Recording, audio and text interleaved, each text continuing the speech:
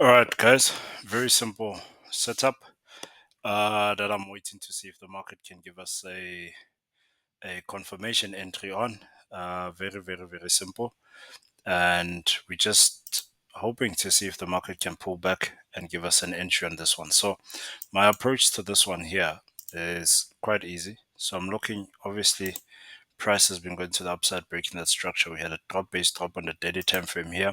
So there's quite a lot of confluences, right? That's giving me, or rather, that's giving me an indication of a possible correction, at least to this area. And I call it a correction because the market is still bullish in this particular manner. If you look at this phase here, you would see this is still a bullish structure, and we want to see if we can take a correction move there. Overall, we do see that we've had lower lows, lower highs, and up until certain areas are broken, then we can then confirm the excuse me, the bearish movement. But I do see that from a swing perspective, we still have some unmitigated orders lying there at the top. So, but for now, what I'm looking at is to see if I can take advantage, like I said, of the correction, or rather the possible correction that the market seems to be printing here. Okay, so how am I going to go about that? Is going to the 4 hour time frame, and my anticipation on the 4 hour time frame is two things here.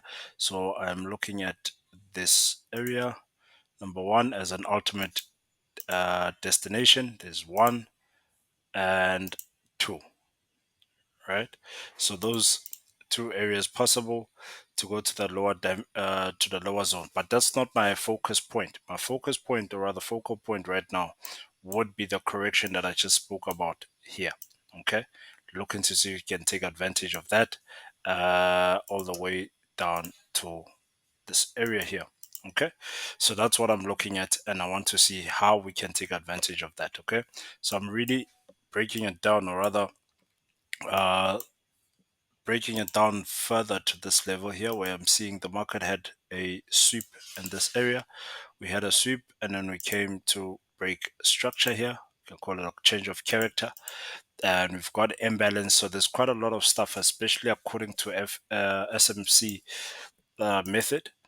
And for me, this shows me an indication that the market could possibly, and this is something that I'd want to see, possibly come back up and tap anywhere from this decision point here, and then drop to that area. So would be very lucky if we can get a correction up into this area, and then we take the push to the downside. So my take on this particular setup for the week, it will be this entire area here as my supply zone.